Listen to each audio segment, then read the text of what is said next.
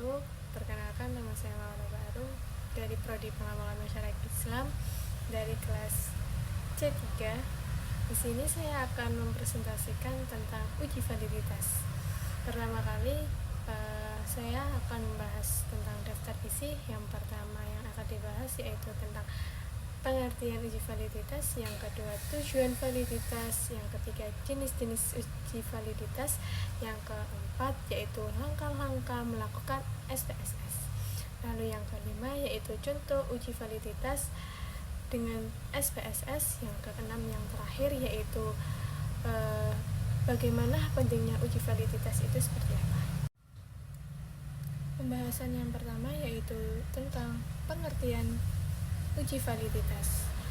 Pengertian uji validitas yaitu suatu proses yang untuk mengukur sejauh mana suatu instrumen, yaitu kuesioner, yang kedua yaitu tes, yang ketiga yaitu bentuk atau alat pengumpulan data lainnya, yang mana mampu mengukur apa yang seharusnya diukur.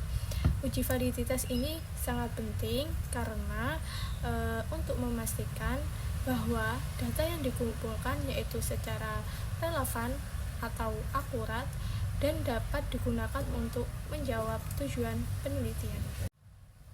Pembahasan selanjutnya yaitu tentang tujuan uji validitas. Yang pertama yaitu tentang mengukur kesesuaian instrumen, memastikan bahwa instrumen penelitian ini mampu mengukur suatu variabel yang diinginkan.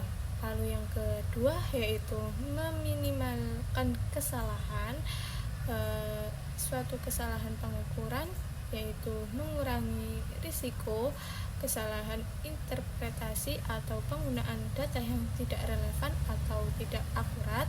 Lalu yang ketiga yaitu meningkatkan keakuratan suatu hasil penelitian itu, yang disebut yaitu validitas tinggi, yang artinya hasil penelitian itu lebih dapat dipercaya. Pembahasan yang ketiga yaitu jenis-jenis uji validitas. Yang pertama yaitu uji validitas isi, yang kata lainnya yaitu content validity, yang artinya menilai sejauh mana isi suatu instrumen yang mencakup seluruh aspek yang relevan dari konsep yang setelah diukur. Yang contohnya yaitu dalam tes matematika, semua aspek yaitu seperti aljabar, lalu statistika, yang ketiga yaitu geometri, yang harus mencakup atau tercakup seperti itu. Selanjutnya yang kedua yaitu uji validitas konstruk, yang kata lainnya konstruk validity, yang artinya suatu penilaian apakah instrumen sesuai dengan teori atau konstruk yang mendasarinya, yaitu contohnya suatu mengukur motivasi belajar. Lalu suatu motivasi itu harus berdasarkan dengan teori yang mendefinisikan motivasi tersebut. Uji validitas ini dilakukan dengan menggunakan analisis statistik seperti faktor analisis. Yang ketiga yaitu uji validitas kriteria, yang artinya mengukur sejauh mana suatu hasil instrumen berkoreksi dengan kriteria eksternal yang relevan. Lalu uji validitas kriteria ini dibagi menjadi dua, yaitu validitas prediktif, yang kedua yaitu validitas konkuren. Yang pertama yaitu uji validitas prediktif, yaitu suatu mengukur kemampuan instrumen untuk memprediksi suatu hasil di masa depan. Lalu yang kedua yaitu validitas konkuren, yaitu membandingkan hasil instrumen dengan kriteria yang diukur pada waktu bersamaan. Pembahasan selanjutnya yaitu tentang langkah-langkah melakukan SPSS. Yang pertama yaitu menyusun instrumen penelitian, pastikan item-item instrumen itu sesuai dengan variabel yang akan diukur. Lalu yang kedua yaitu mengumpulkan data uji coba, yaitu dilakukan dengan awal instrumen kepada sampel yang representatif.